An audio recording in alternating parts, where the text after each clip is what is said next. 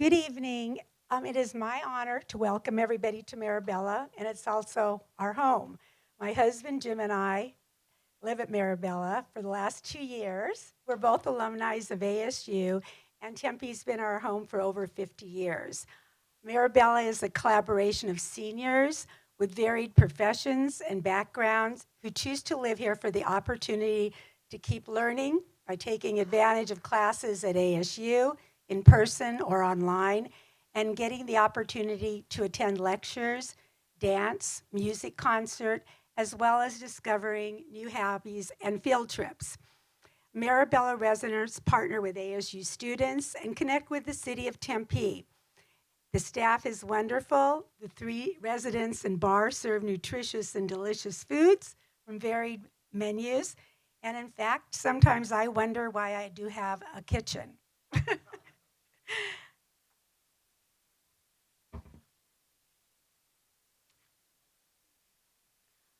This evening's lecture and performance means a lot to me. I'm a daughter of Holocaust survivors who planned to jump from a rail car, the 20th Train and Transport that was headed to Auschwitz from a small transit camp for deportation in Mechelen, close to the rail tracks in Belgium. And this is the date that they decided they were going to jump the next day. In 1943, 70 years ago, they were hidden in an attic with 7 others by a righteous Gentile until their liberations. My parents lost their entire immediate family. The number 18 also stands for the Hebrew letter Hi, which means to life. Thank you, Adam, and I'll talk about him also, for bringing your lecture and your wonderful music to us.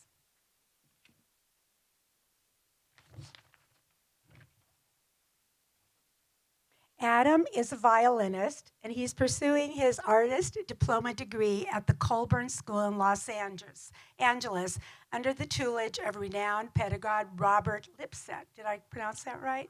Okay. Mr. Milstein holds a Master's of Music degree from Colburn and a Bachelor of Music Arts degree from the University of Michigan. He is the program manager of the Zering Colon Initiative for the Recovered Voices at the Colburn School, an initiative that promotes the performance of music by composers whose work and lives were suppressed as a result of Nazi policies from 1933 all the way to 1945. He has given lectures, recitals around the world on the subject of these composers, and has also recorded the music of Erwin Scholla for the, is it Delos label. An accompanist professional violist, Mr. Milstein has touched internationally and has performed to many in leadership positions as a guest concertmaster of the Baltimore Symphony, Louisville Orchestra, and a concertmaster of the Aspen Philharmonic. And he's also traveled extensively. Thank you, Adam.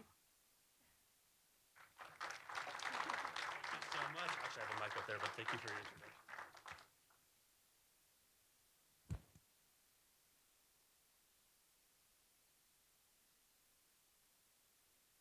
Whoop, can you hear me? Yeah, good to go? Thank you so much for your introduction and your words, and it's so powerful to hear about your family's story as well. And it's such an honor to be here today in front of all of you, and I'm just so thrilled to be a part of this wonderful week that's happening here at Arizona State University. So my name is Adam Milstein, and as you just heard, I'm currently at the Colburn School in downtown Los Angeles, California, pursuing an artist's diploma degree. So just a little bit about the Colburn School for those of you who may or may not know. It's an elite music conservatory right across the street from Walt Disney Concert Hall. There's multiple divisions there. There's a community school of performing arts that I actually took part in growing up in Los Angeles of about 1,600 students ranging from early childhood all the way through adult education classes. There's an elite high school division called the Music Academy. And there's the Trudel Zipper Dance Institute, named after actually someone who you'll be hearing about in a few minutes, Trudel Zipper. And I'm part of the Music Conservatory, which consists of about 100 elite classical musicians who are all there on merit-based scholarships, and they're symphony orchestra musicians and pianists alike. So it's a real honor to be in school there. At the Colburn School, as you just heard, there's something called the Zering Conlin Initiative for Recovered Voices. And the purpose of this initiative is to restore the music by two generations of composers who were effectively ripped from the history books by Nazi suppression. There's dozens of composers and about thousands of works that exist and that are there and need to be promoted and played alongside other great masterpieces of the 20th century. This initiative was founded by the music director of the Los Angeles Opera, James Conlon, and also Robert Elias, and it was sponsored by the renowned Los Angeles philanthropist Marilyn Ziering, and it's my honor to be the program manager there, and I perform and promote this music all over the world through recitals and performances and recordings alike. So today I'm going to be talking to you about a man named Herbert Zipper, and he relates in two ways to what I was just talking about. He relates to the Colburn School in the sense that he was the ideological forefather of the school alongside the philanthropist Richard Colburn, with whom he founded the conservatory. And he also relates to Recovered Voices in the sense that he himself was a suppressed composer. He was a composer, a conductor, an activist, and an educator. He survived not only 2 concentration camps, but also eventual imprisonment by Imperial Japanese forces while he was in the Philippines. So I'm going to delve today into the first half of his life. He had a very long life, but I'm going to focus mainly about his early life in Vienna. I'm then going to go into his musical offerings before the rise of National Socialism. I'm going to talk a little bit about the meeting with his lifelong partner, Trudel Dubsky, his witnessing of the rise of Nazism, his internment in Dachau and Buchenwald, his time in Manila, and then an epilogue about his legacy today. So Herbert Zipper was born to an upper-middle-class Jewish family, very close to St. Stephen's Cathedral in Vienna, the Stephensplatz, to Emil, who you can see on the left, and to Rosie on the right. I also wanted to note that basically all of the images you see today are from the Herbert and Trudel Zipper archive that we house at the Colburn School. And a lot of these have actually not been seen ever, some of them, so it's kind of cool to get a world premiere of some of these photographs in a sense. So although Herbert was descendant from religious parents and grandparents, his own parents, Emil and Rosie, were not practicing. No one in the family was bar mitzvahed, and they didn't celebrate any Jewish holidays. But they were aware of their Jewish roots. Now, these two photos of a young Herbert, on the left, it's him when he was 5 years old, and on the right, it's him with his siblings. What's really significant about this photo on the left here, with him at 5, is that this is the same year that he began piano lessons. So everyone in the household was encouraged to play music, and they all did. And Herbert showed tremendous talent. It was actually given a private piano teacher at 5 years old, showing how wonderful he was at the instrument, and thus began a lifelong passion for music and the arts. It was in middle and high school that Herbert actually decided to really pursue music as his passion. He began teaching himself how to compose, how to study music theory, and he played piano every day and was very passionate about this. Him and his brother often would stand in line for hours to go to performances at the Vienna State Opera, where they would watch the great operas of the time in standing room only seats. He also developed a real love for poetry in this era and also the visual arts. He was truly a lover of all things artistic, as was many of the members in his family. He attended the State Academy of Music in Vienna from 1923 to 1928, where his primary teacher was a man named Joseph Marx, who was a famous composer of German Lieder, or art song. He also studied with 2 very famous composers, Richard Strauss, who some of you may be familiar with, and also Maurice Ravel. So he had a very interesting musical pedagogy. During this time, he also began to conduct, and this was the first of many times in his life, as we'll see, where he started putting together his own orchestras. In this case, he would gather students in the Vienna Academy and invite him over to his lovely apartment, and they would read through all of the greats of classical music, from Beethoven to Mozart to Brahms, etc. And Zipper really started getting his conducting chops. So not only was he writing music, but he was also conducting music. In addition to this, he also conducted some odd jobs to kind of learn his craft, including a Jewish community orchestra, union orchestra, and also significantly the Vienna Madrigal Society that was led by a man named Hans Gall. Hans Gall falls under the class of Recovered Voices composer as well, as he was suppressed by the Nazis and actually exiled and ended up living in London later in his life. I actually wanted to draw your attention to this image here. This is from our archive. There's Zipper as a young man in 1929, and down here is the composer Hans Gall, the Recovered Voices composer who founded the Vienna Madrigal Society. He was also very much involved in the Vienna coffee house scene and rubbed elbows with many famous cultural intelligentsia, composers, artists, writers, thinkers alike. And it was in this era that he developed a real passion as well for the poetry of Goethe. So Trudel Dubsky, you can see her here. She was a wonderful dancer, and Zipper fell instantly in love with her when he met her. She was a part of something called the Gertrude Bodenwieser dance troupe. Gertrude Bodenwieser was a prominent Austrian free dancer that was inspired very much by the practices of Isadora Duncan. Trudel actually toured all over Europe and also London and was known for her defying leaps and seemingly gravity-defying leaps in that sense. She had a Jewish father and a Catholic mother, and as I said, he fell instantly in love with her and they became lifelong partners and friends. This is a piece that was actually in the archive called Two Dances for Trudel, and you can see there's Herbert's signature up there, and there's Trudel Dubsky's signature down here. It was written most likely in 1929, and I wanted to show you this work that was actually a world premiere recording for the Library of Congress that we did last year. It features a Colburn pianist and also members of the Trudel Zipper Dance Institute. So I wanted you to get a sense of choreography and also Zipper's compositional style in this era.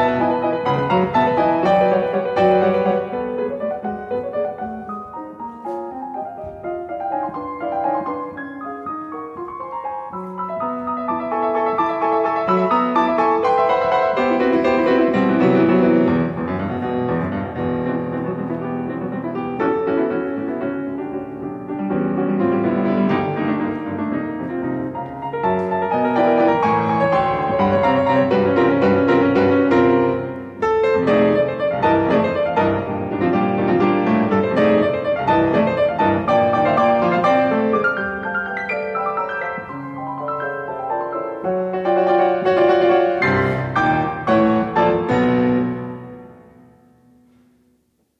there's a little taste of Herbert Zipper's music at the time. So in this era, Zipper began really conducting more and more professionally. And here's a photograph of the Vienna Madrigal Society that I've mentioned. There's Hans Gall again there in the center. What was really important about the Vienna Madrigal Society for Zipper is that it kind of unlocked this notion of a community concert, sort of an outreach concert, if you will, because they would often perform for a lot of workers and people of various socioeconomic backgrounds and varying degrees of education, musical or otherwise. And it inspired in Zipper the notion that the arts could really make a difference in the lives of anyone. And we'll see this come through, especially in Zipper's time in Dachau and continuing. He had various jobs, including a position in Bavaria, which then eventually led to a full-time conducting position of both the orchestras and the chorus in Dusseldorf. It was here in Dusseldorf that he actually was welcomed by the general music director of the city, who was a man named Hans Weisbach. And Weisbach, they would have these lovely soirees at their home, and they would invite over the visiting performers and also some of the greatest composers of the 20th century with whom Zipper interacted with frequently, along with Hans Weisbach. Some of these composers included Igor Stravinsky, which some of you may know, Darius Milhaud, Sergei Prokofiev, and Kurt Weill. I would also like to mention that two of these composers, Darius Milhaud and Kurt Weill, are also recovered voices composers and were suppressed and exiled by the Nazis. At this time, when Zipper's professional career began to really flourish, it also unfortunately coincided with the rise of Nazism. And Zipper witnessed this firsthand while he was in Dusseldorf. He actually decided to attend 6 Nazi rallies where Adolf Hitler spoke. This was because he was very curious about who this demagogue was, and he found him to be, of course, abhorrent and disgusting, and in his own words. He read Mein Kampf and thought it was vile, but he was also frightened by Mein Kampf, and he started realizing that there was some writing on the wall to which he became aware that this could have some sort of traction amongst the populace, and that scared Zipper tremendously. And another very important event in Zipper's life was witnessing a book burning in Dusseldorf, which he recounts vividly for his testimony for the Shoah Foundation in the 1990s. This is a photo not from Dusseldorf, but from Berlin, but just to show you what that looked like. It was at this period that Zipper was then forced out of Germany. So following Hitler's appointment to chancellor on January 30th of 1933, within a couple of weeks, the members of the orchestra who really held him in high regard began to avoid him openly in the streets.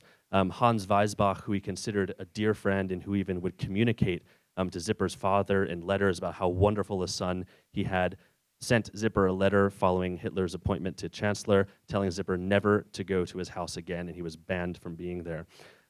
He also heard from a few sympathetic members of his orchestra and chorus that he should never return to Dusseldorf because there were card-carrying Nazis in the chorus that had ill will and wanted to impart a lot of physical harm upon him. Zipper decided to flee for brief periods of time when he heard of this, but ultimately ended up returning. He decided that he would finish his contract in Dusseldorf, which ended in June of that year. And it was on April 1st of 1933 when there was a national Jewish boycott when Zipper really decided he had to get out of Germany. On his return trip from Germany to Vienna, he actually encountered a lot of friends that he had grown up with in Vienna, artists, musicians, writers that were all fleeing the Nazis and going to Austria, which they thought, as we all now know, incorrectly, that it would be a safe haven for them, which for a few years it was. So when Zipper was in Vienna from 1933 to 1938, there was actually a period of great cultural flourishing for him. He was composing a lot. He worked a lot of odd conducting jobs, but his primary income actually came writing for the Kleinkunstbühne, or the Little Arts Movement, or the Cabaret Movement, as we call it. These were underground cabarets that Zipper composed for. They would have rotating programs that would run for about 6 weeks at a time that were often the subject of censorship because they were very openly critical and anti-fascist, and they were very critical of the right-leaning Viennese government of the time. Zipper composed under a pseudonym of Walter Drix. Can anyone hear me? Oh, good.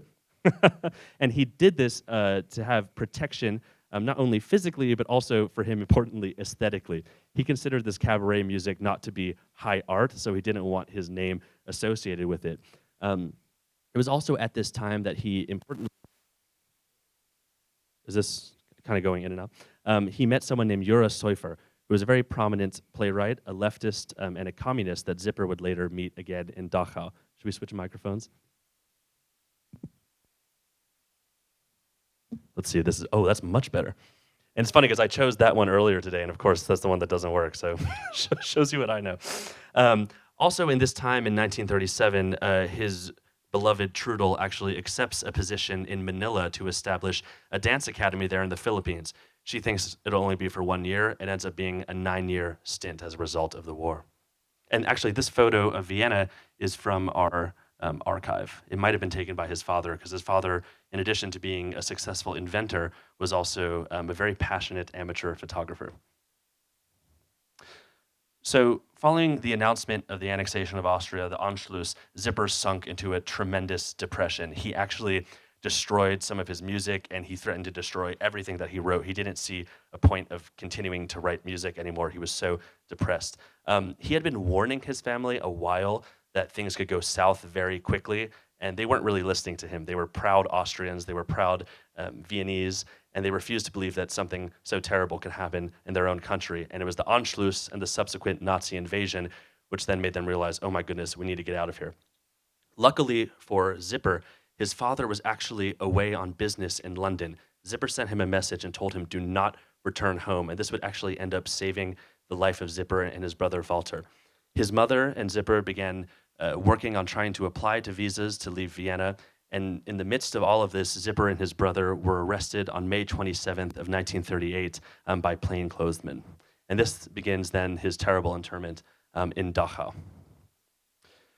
Zipper arrives to Dachau on May 31st of 1938, and at this time there's about 5,000 prisoners there. I wanted to actually read you an excerpt from a letter that we have in the archive that Zipper sent following his time in Dachau and Buchenwald in 1939 to a dear childhood friend of his named Eric Simon. As you can see, it's written in very fine handwriting, and luckily when Herbert Zipper was alive, he actually went through to help translate it into English, so we have the English in his own words of this. This letter is significant because it illustrates not only his terrible journey there, but also an early instance of his usage of music as a legitimate form of resistance to the fascist powers. So here in Zipper's words, all of us naturally received more or less heavy injuries during the trip. Comparatively speaking, I got off modestly, only 2 or 3 broken ribs and the closed left eye. Of course, some died during the trip, some were beaten to death, some shot. I don't know how many perished. I only saw 4 corpses that were carried past our compartment. There were some who lost one eye, many who lost some of their teeth. Those who made defensive motions were shot on the spot, and quite a few lost their minds. Many became mentally disoriented at the very beginning of the trip. The man who sat next to me whispered, "Are we in the movies?"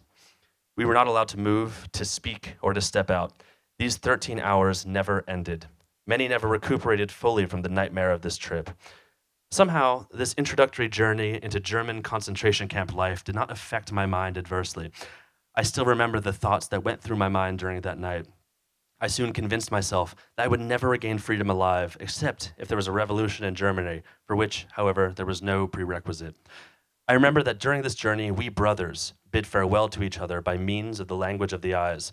I also remember that after a while, I broke through that mental layer called fear for one's life, fear of pain, fear of death. It might have been curiosity and the resolve to hold out to the last at all costs in order not to give in to these barbarians that kept me going. It is possible that I owe it to this resolve that throughout the following 9 months, I remained untouched. It is a basic characteristic of fascism to attack with ferocity when detecting fear and weakness, and to avoid confrontation with the opposite. I'm not at all claiming to be strong and fearless, but I have learned during the course of my imprisonment how to fake it. I soon realized that this was the only defense left at one's disposal. Shortly before we arrived at our first destination, we had to sing, together and individually. When my turn came the Ode to Joy to my mind, and I started singing, Joy, the God, descended daughter of Elysium. At the passage, all mankind are brothers, the SS guard furiously interrupted me, shouting, "What are you singing, you Bolshevistic Jew swine?" Upon which I jumped up and in military and Germanic attitude shouted, reporting obediently, poem by Schiller, music by Beethoven. After that, for a while, we remained unmolested. So when Zipper arrived to Dachau, one of the first words that he heard from a commanding officer was, "Everything in Dachau is prohibited, even life itself. If it happens by accident." And Zipper, when reflecting at his time in Dachau, said, "It was here at Dachau that I truly became a human being."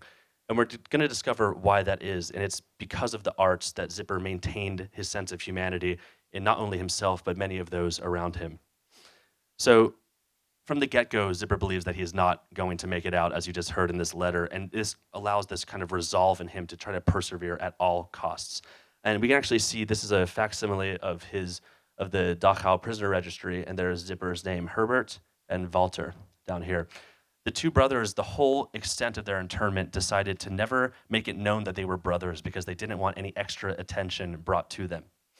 His first duty is ditch digging, which is incredibly strenuous, and it resulted in Zipper severely damaging his shoulders and being able not even to lift his arms very high. And luckily, if luckily is the right word, he was actually then sent to work pushing cement carts. And the reason why I say luckily is because this actually allowed Zipper the time to communicate with other prisoners and kind of free their minds from the horrific situation in which they were in. And one of the prisoners that he encountered was the same Jura Seufer, who was the communist Jewish playwright who wrote in these Kleinkunstbühne, little art cabarets. And while they're pushing cement carts is when Zipper decides that he's actually going to start utilizing the arts as a way to preserve his own humanity. And the first way that he does this is by reciting Goethe's Faust. He decides, you know what? Goethe is one of my favorite authors. I'm going to try to recite some of this poetry. And one of his fellow inmates actually hears him doing so, and they kind of are bouncing the verses one off of the other, filling in each other's lines. And they start noticing that a crowd of prisoners gathers around them. And they decide to repeat this for multiple evenings. And it occurs to Zipper how powerful the reciting of this poetry is to those that were in the camps, because it allowed them to really maintain a sense of their humanity and also to utilize memory. Because oftentimes, something that is talked about is that a lot of people that were in these concentration camps often lost a lot of memory and sense of who they were before coming there. And in this way, Zipper, in his own words, says that was a way for him to preserve memory of himself as an individual and his own humanitarianism. In June of 1938, Zipper actually encounters musicians that are in the camp, and he hears that there's some instruments laying around, and he gets the idea to form a secret orchestra while in Dachau. He's just missing a few violins. So what he does is he enlists some of the very talented woodworkers. He has them craft crude instruments, but instruments that work nonetheless. And now another problem presents itself to Zipper. He has no violin strings, so what's he gonna do? There's an SS officer that he finds is more kind than the others. Kind in the sense that this officer in particular doesn't ferociously beat the prisoners, but rather yells at them extensively. And one day Zipper just decides to ask him, "Can you bring us violin strings?" The officer doesn't respond, and a couple days later, strings arrive on the bunk of Zipper's bed. And he learns later on that this SS officer was actually not a Nazi, but a communist spy, which probably shows why he was kinder to the prisoners there. Zipper begins on his cart duty composing music in his head and then actually teaching it to these musicians. And they start assembling a 14-piece orchestra in an unused latrine in Dachau. And they start giving secret cabaret concerts while in the camp. One of them on Sunday afternoons, they would keep watch to make sure that no one came by and saw what they were doing. And 20 to 30 prisoners at a time would file in and listen to these performances.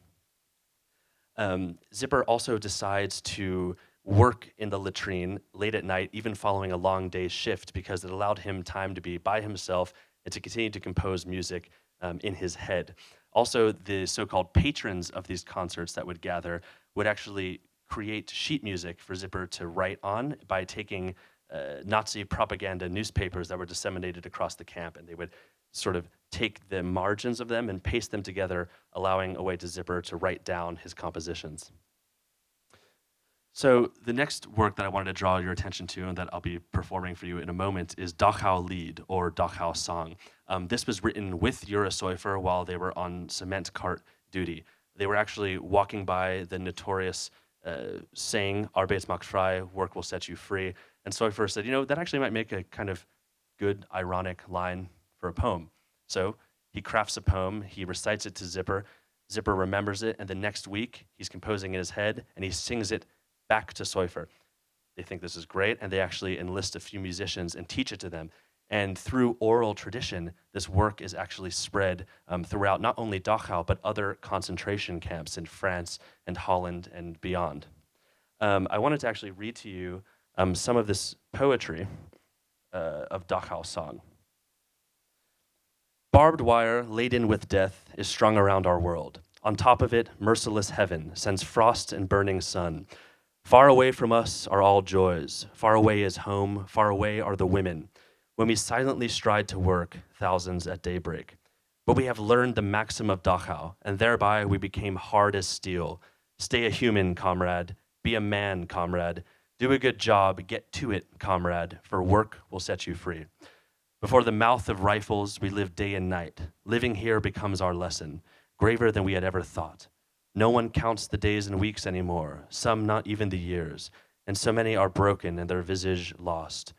Lift the stone and pull the cart. No burden is too heavy for you. He, who you were only recently, today you are nothing like that. Thrust the spade into the earth, bury your sympathy deep within, and in your own sweat become, you yourself, of steel and stone. Someday the siren will announce, get up for the last roll call. Outside then, where we find ourselves, there you are, comrade, on the spot. Brightly, freedom will smile at us. Get to work, it says with great courage. And the work we do, this work, it will be good. But we have learned the maxim of Dachau, and thereby we became hard as steel. Stay a human, comrade. Be a man, comrade. Do a good job. Get to it, comrade, for work will set you free. So this is the poetry that Seufer wrote in his head, and then Zipper then composed. And now I'd like to invite Michelle Kim, who's a wonderful pianist, and actually I've learned today a resident here also at Mirabella, so some of you may recognize her. I've heard she's quite a celebrity. And we're going to be performing Herbert Zipper's Dachau Lied for violin and piano.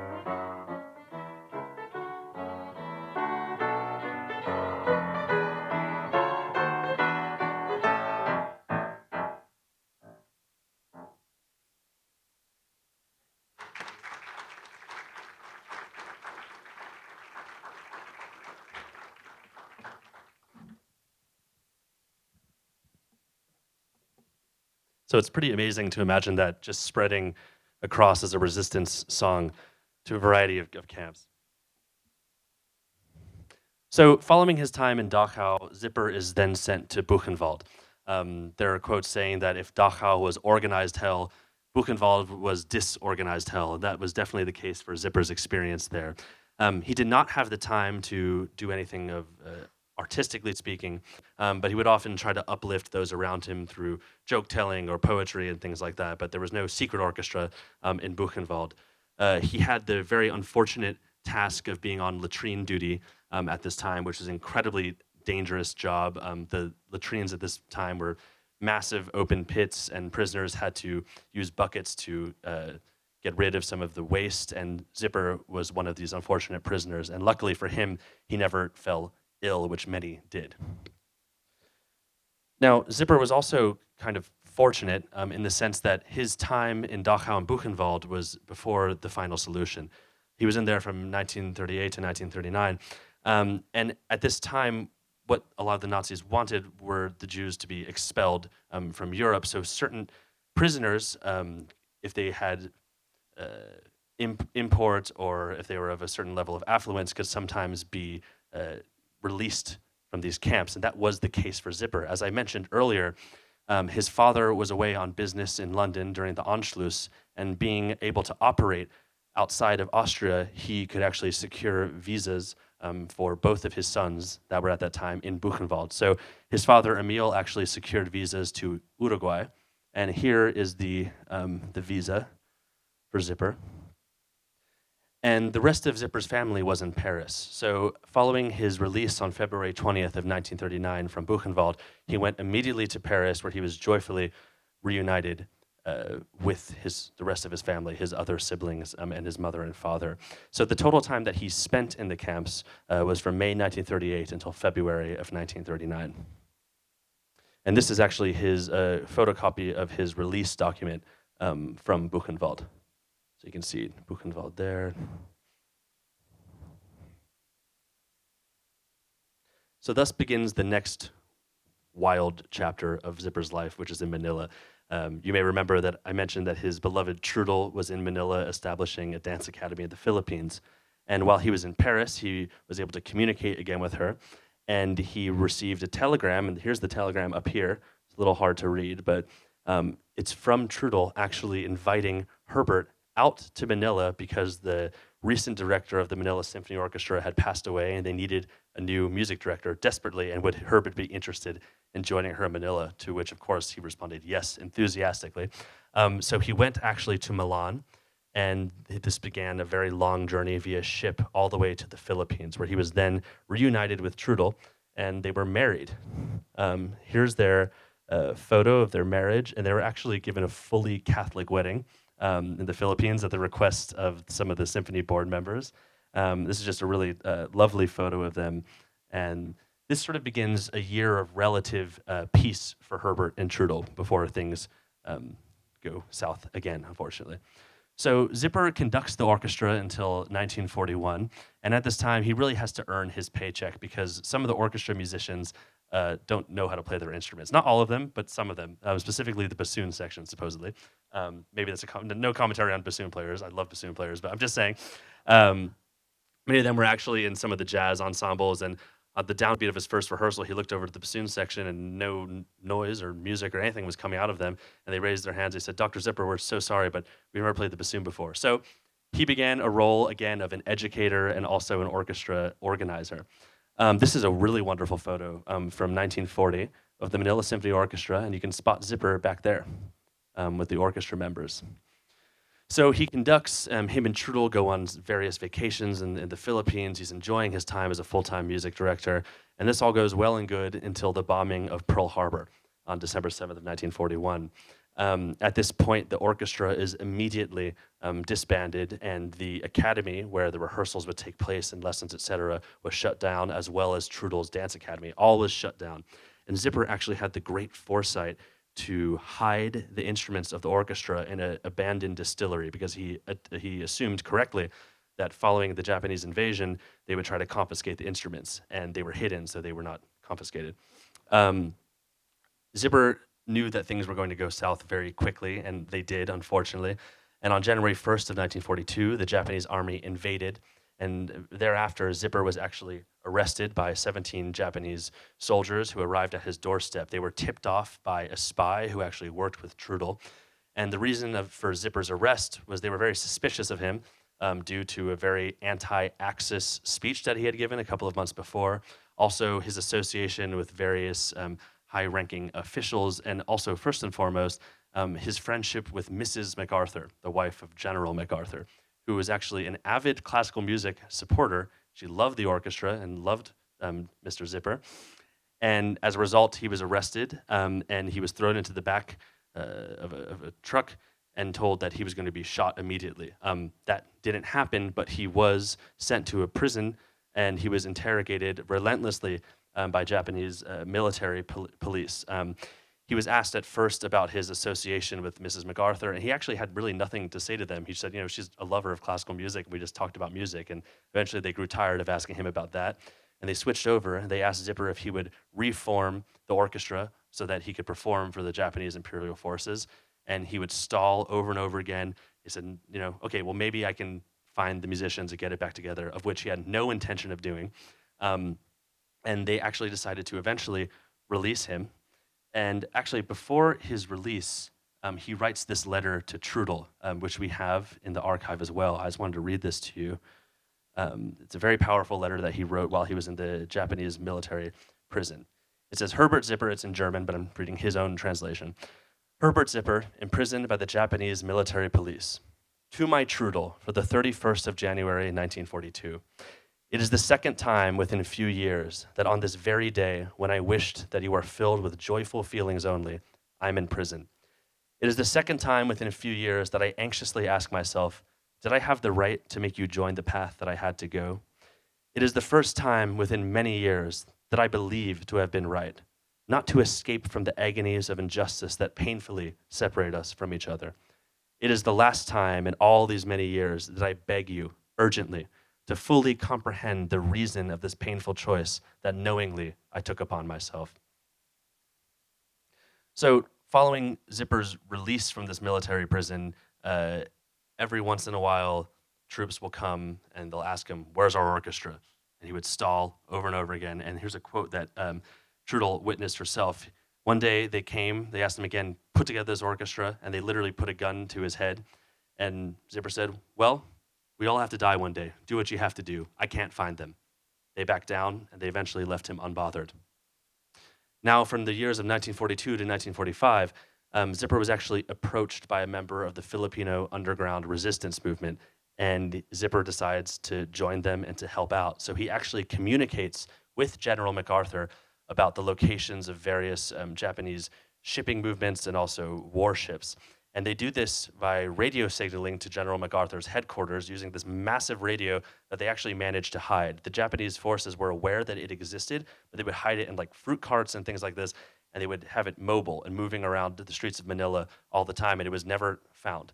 Another thing significantly that Zipper did during this period is he continued to teach music lessons. He would teach about 40 to 60 students a week sometimes, and one of these students, he learned, had connections to ammunitions and firearms. So he actually asked the student to help him secure firearms for the Filipino resistance movement, and they did covertly. He actually supplied them with ammunitions to help fight the Imperial Japanese forces.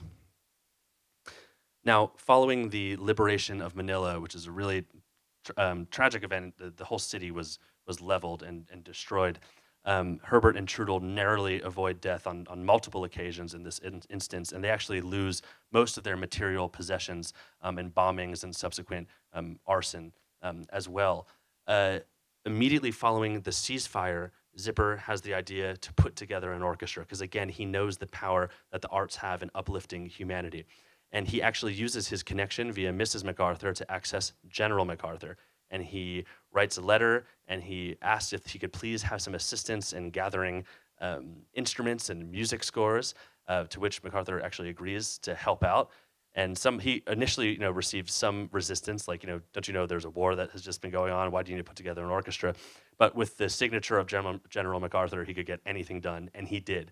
And he got back the remaining members of the Manila Symphony.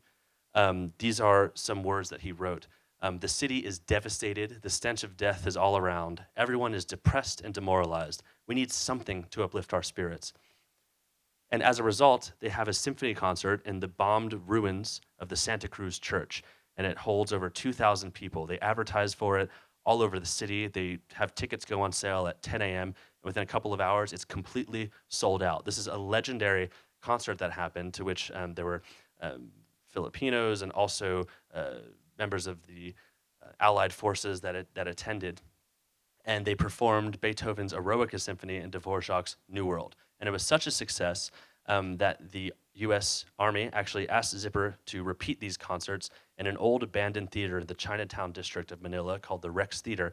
And Zipper actually continues to do concerts 6 to 7 a week for 45 weeks until 1946. And these are almost all sold out. So here's a photo of the very famous Liberation concert, and you can see there's no ceiling. That's the night sky because it had been bombed out, the church. And here's a photo of Zipper in his backstage dressing room of the Rex Theater in Manila. So I wanted to conclude today by sort of briefly summarizing the last 40 years of his life. This is Dr. Zipper at a children's concert. So as I mentioned earlier, he is one of the ideological forefathers of the Colburn School, which wants arts education and access for all without a barrier to entry.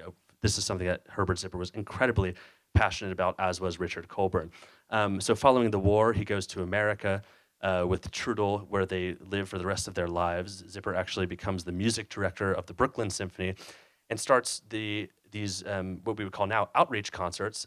He's one of the founders of what's called the community arts movement. So he actually thought that kids, sometimes they would bring kids to the orchestra hall, and he thought that they were too distracted by the grandeur of the hall and actually not remember the music. So he's like, why don't we meet kids where they are? And he actually would bring elite professional orchestras into gymnasiums, and he began this series of what would end up being thousands of concerts for thousands of students in different schools. And he saw dramatic increases in grades, in class participation, and also in orchestra participation. He was such a passionate advocate for arts education for all. Trudel, unfortunately, passed away of lung cancer in 1976, and Herbert lived the rest of his life and died in 1997. And I wanted to just mention the Zipper Orchestra at the Colburn School that he actually started himself, and we've maintained at Colburn a relationship with Title I schools. And this is a photo of one of the young conducting associates, Molly Turner, conducting the Zipper Orchestra this past December. And we'll go in and we'll perform for a few thousand school children. And this happens every year, and it's something that was started by Zipper and continues to this day. And you might recognize me there, because that was me performing this past December in the Zipper Orchestra, which is just really an incredible initiative that was started by this survivor and educator and activist and humanitarian. So I want to thank you all, and I also wanted to thank Brendan Morris, who is the archivist of the Herbert and Trudel Zipper archive, who helped provide me with these wonderful photos, and also Paul Cummins, who wrote the biography of Herbert Zipper called Dachau Song, which, if you're interested in learning more about him, it's a really wonderful book. And thank you all for being here. Thank you, Adam. That was an amazing story and performance. Thank you for all. Definitely. So we do have plenty of time for questions and answers, a little Q&A here. So raise your hands if you have questions, comments, and I'll pass you the mic, and you can ask your questions or make your comments with the mic, and invite the people on the live stream as well to into the Q&A. And Becky will be fielding those questions, and so live audience and live stream audience.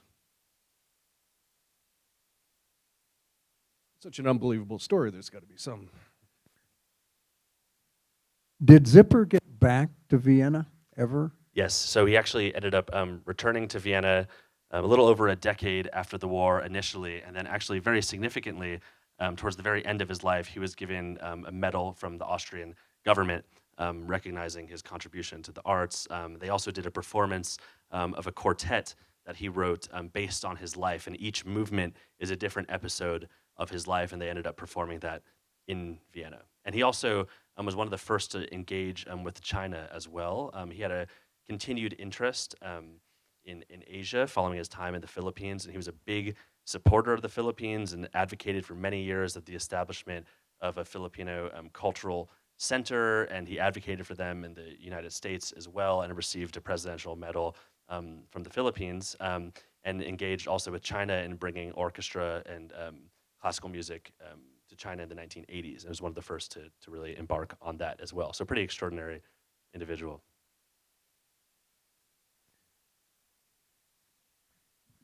I just have a few minor questions about the biography. His father was in London, secured passports or visas to Uruguay, which he obviously did not use. Right.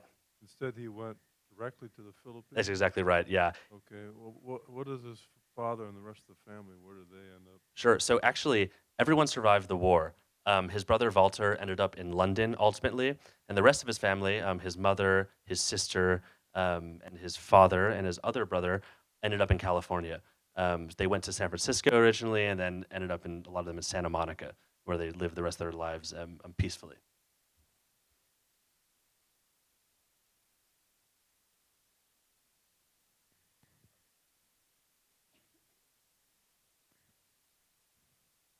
Thank you so much for your presentation. It's truly fascinating and inspiring, actually. And a lot of impressive documents that you were able to track down and pictures.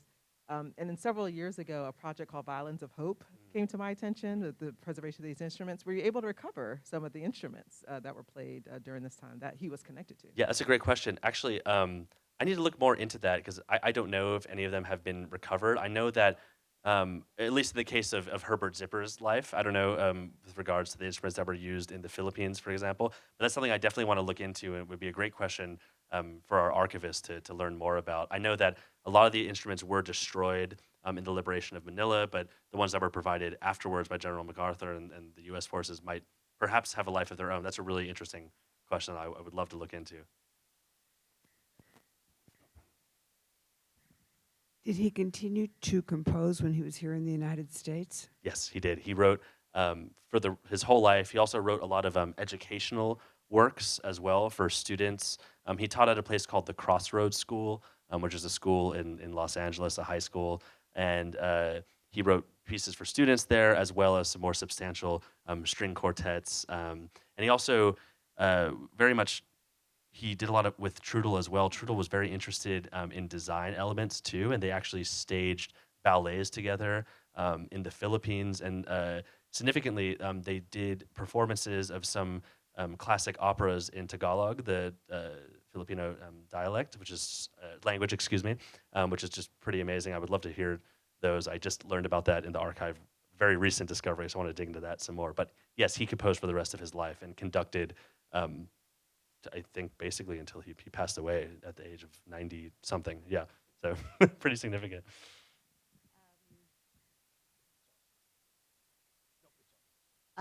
Just for some information, I volunteered when the Violins of Hope were here. Because those instruments were played in all kinds of weather, because, you know, when the grandiose officials came, the orchestra played all the time. So they played in rain and snow, and the violins were mostly destroyed. There is an Israeli, I know a violin maker has a special name, I don't recall it anymore. He took upon the task of rebuilding these violins until they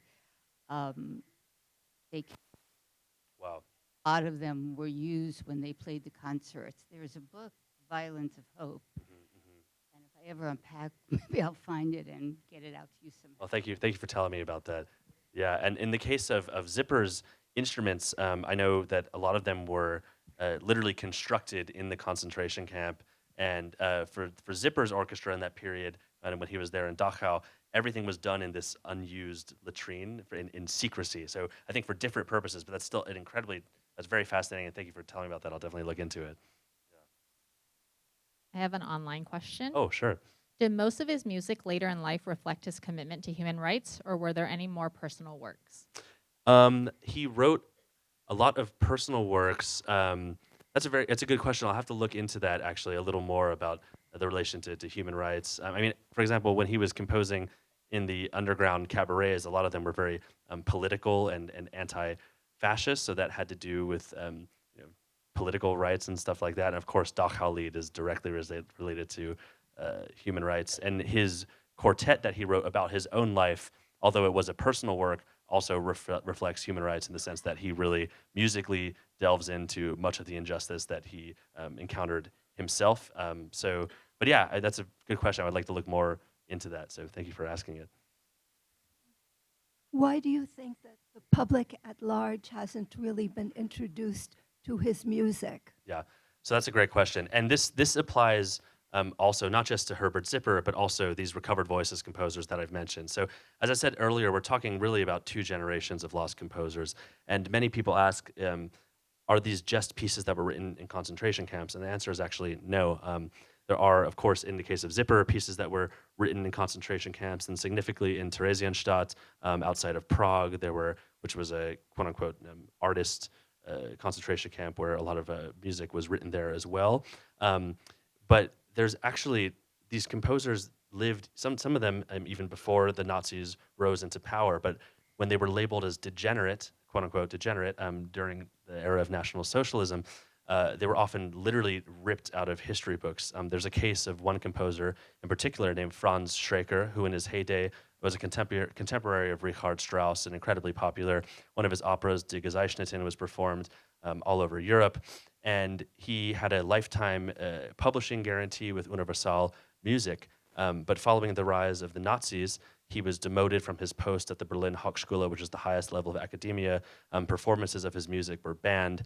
And subsequently, he actually died of a stroke from the stress of what was going on. And his wife was able to flee Europe, and when she returned after the war, she could find absolutely no trace of his music. So there was very active destruction of this musical legacy that destroyed the whole cultural milieu in that era, not only of composers, but also of musicians who would champion the works of these composers, and also teachers who would then teach it to the next generations. This was all disrupted and effectively destroyed and spread out to a greater diaspora in a lot of cases. And with classical music, it's a little different from something like in the visual arts, where you can discover this artwork, have a gallery, and represent the art, and people can check it out. With classical music, you need musicians to perform it, you need an audience to listen to it, you need a record label to put it on a label. There's a lot of various factors that come into play. And sometimes we have this prejudice in classical music where if you don't know someone's name, we think, oh, maybe it's not that good, we should disavow ourselves of that in general. But in the case of these composers in particular, the reason why we don't know their names alongside some of the other great masters of the 20th century does not necessarily have to do with the artistic merit of these works or the aesthetic qualities of these works, but rather by racial and genocidal and political policies of the Nazis, which then destroyed these cultural legacies that we're trying to actively recreate and reconstruct. So maybe that's a very roundabout way of saying that we have a lot of work to do in general to pay service to this unjustly silenced music and these legacies, and that could be part of the reason why audiences at large are not familiar with these names, Herbert Zipper and these other 2 generations that have been lost, that we're trying to uncover more of. So my great-grandpa was stationed during Pearl Harbor, and my great-grandma was actually watched the bombs dropped, but she was unable to leave the island due to like the traffic or whatever being canceled. So she has letters and like diaries written of where she's actually gone to his concerts. Really? Yeah. Of Zipper's concerts, you mean? Yes. Wow. So she was she was able to go to those, and I like with my dad before saying it to everyone, but yes. Oh my goodness. So I thought that was really cool. I didn't really like look into what this seminar was before I came, but the name sounded familiar from when my dad told me stories of when they were stationed there. But yeah, so she has letters of in her diaries writing about going to his concerts and stuff Wow. while she was there, because my great grandpa was in the middle of the ocean. Mm. So she was stuck there by herself. So yeah. Wow, well, I'd love to follow up with you after this Yeah. about that. That's so interesting. It's so cool. And this is how this history is just living and continues, and that's so inspiring. So I'd love to talk to you more about that. So cool. Oh my goodness. Wow, that's almost uncanny. That's That's pretty awesome. yeah, it's a living archive. Totally. Any other questions or comments? Oh, over here.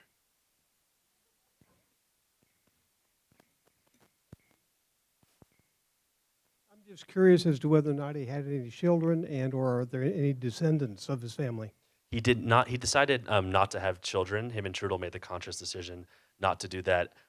With regards to other relatives, I'll have to look into it about today. It's a really wonderful question. I know that his sister Hetty had 2 children, and I'll have to look into more of this and about who may be alive today, and I would love to learn more about that. So thank you for asking that question. But Herbert himself and Trudel did not end up having kids, although they did impact the lives of thousands of children throughout their life. And just a quick anecdote about that too. I was playing a recital last year, and I was mentioning Herbert Zipper, sort of not randomly, but just talking about him. And someone came up to me from the audience, and she's like, "Dr. Zipper, the one with the accent?" I was like, "Yeah." She was like, "The one that wore the bow tie?" I was like, "Yeah." And she said, "Well, he used to conduct concerts at my public schools in the 1950s in Chicago." And she remembered him from when she was like 7 years old. So it's pretty amazing because some people have very vivid recollections of these early childhood concerts that he brought. Other questions and comments?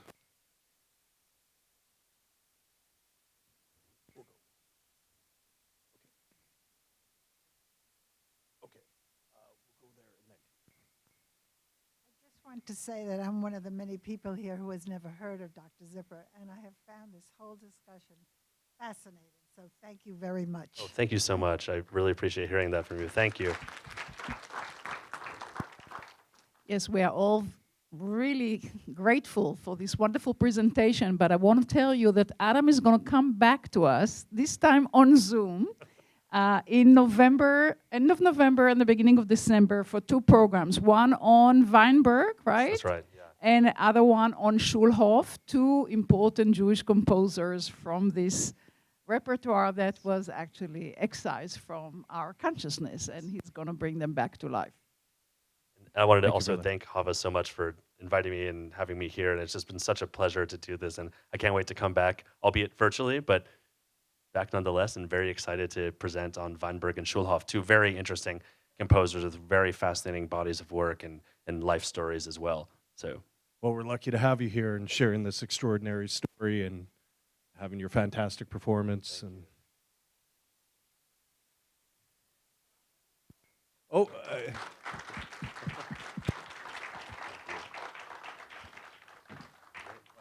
you so much. Thank you so much. Okay, well, that will be it for this evening. Day 3 of Genocide Awareness Week starts tomorrow at 10:30 a.m., and that'll once again be in Cour 4403, or please join us online as well. That'll be live streamed as well. So one more round of applause for Adam, because that was absolutely fantastic.